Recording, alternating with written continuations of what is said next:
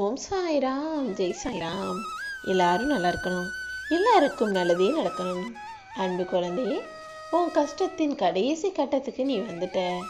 இப்போது உன்னை கை கொடுத்து காப்பாத்ததா இந்த சாயப்பாவின் கைகளையும் தொட சொன்னேன். இன்னும் சற்று நேரத்தில் நீ இன்ப அதிர்ச்சி அடையும்படி உனக்கான நல்ல விஷயம் உன் வாழ்க்கையில் நடக்க போகுது. ஏற்றங்களும் ஏமாற்றங்களும் நிறைஞ்சது தானே வாழ்க்கை. அப்படி ஏற்றம் வரும்போது, நல்ல வாழ்க்கை முன்னேற்றமான சூழ்நிலைக்கு வரும்போது நிதானமாகவும் இருக்க கற்றுக்கணும். ஏதாவது ஏமாற்றம் வரும்போது, நினைக்காத விஷயங்கள் நடந்து துன்பமும் கஷ்டமும் வரும்போது பொறுமையாகவும் இருக்க கற்றுக்கணும். இப்படி நிதானமாகவும் பொறுமையாகவும் இருக்கும்போது தானே நிலையான நிம்மதியை உன் வாழ்க்கையில் நீ பெற முடியும். என்ன நடந்தாலும் நீ கவலைப்படாமல் பொறுமையாக இருக்க கற்றுக்கோ. கோபம் வரும்போது பொறுமையாக இருக்கணும். காசு பணம் செல்வம் வந்து சேரும்போது எளிமையாக அனாவசியமாக செலவு செய்யாமல் ஆடம்பரத்தை வெளிக்காட்டிக்காம மிக மிக ஏழ்மையாகவும் எளிமையாகவும் இருப்பது போல காட்டிக்கிட்டீன்னா உன்னுடைய செல்வ நிலை எப்போதும் உன்னிடமே நிரந்தரமாக தங்கிடும். ஏதாவது வறுமையோ கஷ்டமோ இருக்கும்போது கூட நேர்மையாக இருக்கணும். தோத்தே போனாலும் தொடர்ந்து முயற்சி செஞ்சினா நிச்சயமாக வெற்றி கிடைக்கும். துன்பம் வரும்போது மனசொடிஞ்சு மனசு சோர்ந்து போயிடாம அப்போதுதான் இன்னும் நீ துணிவாக தைரியமாக இருக்கணும் என் செல்லமே. இன்பமும் மகிழ்ச்சியும் வெற்றியும் வரும்போது நான் தான் எல்லாங்கிற மாதிரி ஆடாம ஆணவத்தில் அலையாம ரொம்ப கனிவாக நடந்துக்கணும். பதவி வரும்போது பணிவோடு இருக்கணும். கடமையை செய்யும் போது கருத்தாக கவனமாக செய்யணும். வாழ்க்கையில் எப்போதுமே சிக்கனமாக வாழ கற்றுக்கிட்டினா, பேச்சில் நிதானமும் பொறுமையும் வச்சுக்கிட்டினா, கல்வியையே மிகப்பெரிய செல்வமாக நினைக்க ஆரம்பிச்சிட்டினா, அப்புறம் என்ன, நீ ஜெயிக்கிறதையும் வாழ்க்கையில் முன்னேறதையும் யாராலுமே தடுக்கவே முடியாது என் செல்லமே. இந்த உலகத்தில் நீ தேடி தேடி அலைஞ்சாலும் கிடைக்க முடியாத ஒரு இடம் இருக்குன்னா அது உன் தாயின் கருவறைதான். அப்படி உன்னை தாயினுடைய வயிற்றுக்குள் சுமந்த உன் தாய்க்கு எந்த குறையும் இல்லாமல் நீ நல்லா பார்த்துக்கிட்டாலே உன் வாழ்க்கையில் உனக்கு எந்த குறையும் வரவிடாம இந்த சாயப்பா உன்னை துணையாக இருந்து காப்பாற்றுவேன். வானம்னா 1000 நட்சத்திரங்கள் வரும் போகும். அதே போல தான் வாழ்க்கையிலையும் 1000 துன்பங்கள் வரும் போகும். சூரியன் காலையில் வந்தவுடனே எப்படி வானத்தில் இருக்கும் நட்சத்திரங்கள் மறைஞ்சு போகுதோ அதே போல நீயும் தன்னம்பிக்கைங்கிற அந்த சூரியனை உனக்குள்ள வச்சுக்கிட்டீனா துன்பங்கள் எல்லாமே நிச்சயமாக நிரந்தரமாக மறைஞ்சு போயிடும். உன் வாழ்க்கையில ரொம்ப நிம்மதியா சந்தோஷமா வாழணும்னு நினைச்சினா தேவையில்லாத விஷயங்களையும் மனிதர்களையும் மன்னிக்கிறத விட அவங்கள மறந்துடுறது தான் சிறந்தது. மறதிங்கிறது மனிதனுடைய வாழ்க்கையில மிக மிக அவசியங்கிறத புரிஞ்சுக்கோ என் தங்கமே. என்னை யாராலும் வீழ்த்தவே முடியாதுங்கிறது நம்பிக்கை கிடையாது. நான் கீழே விழுந்தாலும் மறுபடியும் எழுந்து நிற்பேங்கிறது தான் நம்பிக்கை. எதுவாக இருந்தாலும் சுலபமாக கிடச்சிட்டா அலட்சியம்தான் மிஞ்சும். அதனால தான் சில விஷயங்களுக்காக ஏங்கி அலைந்து ஏமாற்றமடையும் தூரம் வரை கூட்டிட்டு போயிட்டு அப்புறமாக உனக்கானது உன் கைகளில் நான் கொடுக்குறேன். அப்படிதான் இப்போதும் உனக்கானதை நீ ஏங்கி தவிப்பதையும் தேடி அலைந்ததையும் உன் கைகளில் கொடுப்பதற்காக இந்த சாயப்பா என்னுடைய கரத்தை தொட சொன்னேன். இனிமே பாரு, நீயே ஆச்சரியப்படக்கூடிய அளவுக்கு இன்ப அதிர்ச்சி அடையும்படி எல்லா அதிர்ஷ்டங்களும் உன்னை தேடி வருமேன்னு செல்லவே.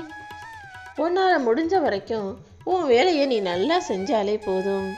நாளை நீ இன்னும் நல்ல விஷயங்களை சிறப்பாக செய்யக்கூடிய அளவுக்கு தெளிவான பிள்ளையாக மாறிடுவ.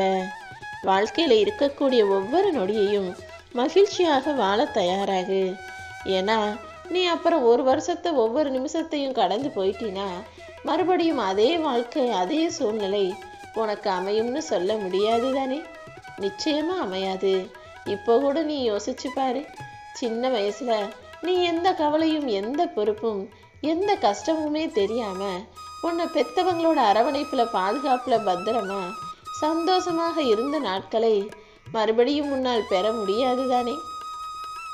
பள்ளி பருவத்தில் எந்த கவலையும் இல்லாமல் நிம்மதியாக போய்கிட்டு வந்த அந்த வாழ்க்கை இப்போது நீ ஆசைப்பட்டா கூட உனக்கு கிடைக்க போறதில்ல. இப்படிதான் வாழ்க்கையில ஒவ்வொரு நொடியையும் நீ வாழும்போதே அனுபவிச்சு ரசிச்சு கடந்து வந்துடணுமே தவிர, அப்போதைக்கு அதை தவற விட்டுட்டினா மறுபடியும் எதுவுமே திரும்ப கிடைக்காதுன்றத ஞாபகம் வச்சுக்கிட்டு இந்த நிமிஷத்துல இருந்தாவது வாழ்க்கையின் ஒவ்வொரு நொடியையும் மகிழ்ச்சியாக வாழ தயாராகு. வாழ்க்கை ஒருபோதுமே உனக்கு மறுபடியும் ஒரு வாய்ப்பை கொடுக்காதுங்கிறத தெளிவாக புரிஞ்சுக்கோ என் செல்லமே. உன்னுடைய அன்பை யார் எந்த இடத்துல நிராகரித்தாலும் அது அவர்களுக்கு தான் இழப்பாக இருக்குமே தவிர, என் அன்பு பிள்ளை உனக்கு அது எந்த விதத்திலுமே நஷ்டமாக இருக்காது. யார் உன்னை அலட்சியப்படுத்தினாலும், ஒதுக்கி வச்சாலும், நிராகரித்தாலும், மட்டம் தட்டி பேசினாலுமே கூட நீ கவலைப்படாத. அதற்கு பதிலாக அவங்க முன்னால் ஜெயிச்சு நான் தலை நிமிர்ந்து நின்று காட்டுவேன்னு அதை ஒரு வைராக்கியமாக எடுத்துக்கோ. நடந்து முடிஞ்சு போன விஷயங்களை எல்லாம் கெட்ட கனவு நினச்சி ஒதுக்கி வச்சுடு. இனி நடக்க போகிறது எல்லாமே எனக்கு விடுக்கப்பட்ட சவால்னு எடுத்துக்கிட்டினா நடக்க போகிறதில் நிச்சயமாக நீ ஜெயிச்சு தானே காட்டுவ. உன்னுடைய முயற்சியை பலப்படுத்தி செய்யக்கூடிய எல்லா செயல்களையும் சவாலாக நினச்சி செய்ய ஆரம்பிச்சினா உன் வாழ்க்கையில் நீ நினச்ச காரியங்கள் எல்லாம் நல்லபடியாக நடந்து நீயும் வாழ்க்கையவே ஜெயிச்சிடலாம் என் செல்லமே. வாழ்க்கையை பற்றி நீ என்ன நினைக்கிறியோ அதுதான் உனக்கு நடக்கும், அதுதான் உனக்கு கிடைக்கும். வாழ்க்கையில் தேவையில்லாத சின்ன சின்ன அற்பமான விஷயங்களில் தான் இன்பம் இருக்குன்னு நினைக்காத. இந்த அல்பமான இன்பமும் சுகங்களும் சில காலம் மட்டும்தான் சந்தோஷத்தை தருமே தவிர, வருங்காலத்தில் அதுவே உனக்கு துக்கத்தை கொடுப்பதாக மாறிடும். எந்தெந்த வயசில் என்னென்ன செய்யணுமோ அதை மட்டும் செஞ்சுட்டு வாழ்க்கையில் அடுத்தடுத்த நிலைமைக்கு போய்கிட்டே இருக்கணும். படிக்க வேண்டிய வயசில் தேவையில்லாத விஷயங்களில் கவனம் செலுத்துவதும், வேலைக்கு போக வேண்டிய வயசில் சோம்பல்தனம் பட்டு மூளையில் முடங்கி கிடப்பதும் நீ இருந்தினா அது நாளைக்கு உனக்கே தோல்வியாக முடிஞ்சிடும் என் செல்லமே. ஒரு சில காலகட்டத்தில் நீ செய்ய வேண்டிய வேலையை சரியாக செய்யலைன்னா அதுக்கப்புறம் உன் வாழ்க்கை முழுவதும் நீ வருத்தப்படக்கூடிய சூழ்நிலை உண்டாயிடும். சின்ன வயசில் 20 வயசு வரைக்கும் நீ படக்கூடிய அந்த கஷ்டங்கள் தான் அதுக்கப்புறம் 70 வயசு வரைக்கும் நீ வாழ வேண்டிய வாழ்க்கையை தீர்மானிக்குதுங்கிறத ஒருபோதும் மறந்துடாதே. சிறு வயதில் சந்தோஷமாக வாழ்க்கையை அனுபவிக்கலாம், எல்லாத்தையும் செய்யலாம். ஆனால் அதே நேரத்தில் படிக்க வேண்டியதையும் செய்ய வேண்டிய வேலைகளையும் அடைய வேண்டிய முயற்சியையும் குறிக்கோள்னு வச்சுக்கிட்டு அதை நினைக்கிறதையும் சரியாக முடிச்சிடணுங்கிறத மறந்துடாத. நாளைக்கு ஒரு நல்ல வேலை கிடைக்கும்னு இன்னைக்கு கையில் இருக்கிற வேலையை தூக்கி போடுறவன் புத்திசாலியாக இருக்க மாட்டான் தானே. நாளைக்கு நடக்கிறது நாளைக்கு நினச்சிக்கோ. இன்னைக்கு உன் வாழ்க்கையில் நீ என்ன சிறப்பாக செய்ய முடியும், என்ன செயலை சரியாக செஞ்சு ஜெயிக்க முடியும், இன்னைக்கு உன்னுடைய பொறுப்பு என்ன, கடமை என்னங்கிறத புரிஞ்சுக்கிட்டு அதை நீ சரியாக செய்யும்போது நாளைய வாழ்க்கையை நீ எதிர்பாராமலேயே உனக்கு ஏற்றத்தையும் மாற்றத்தையும் முன்னேற்றத்தையும் நிச்சயம் கொடுக்கும்.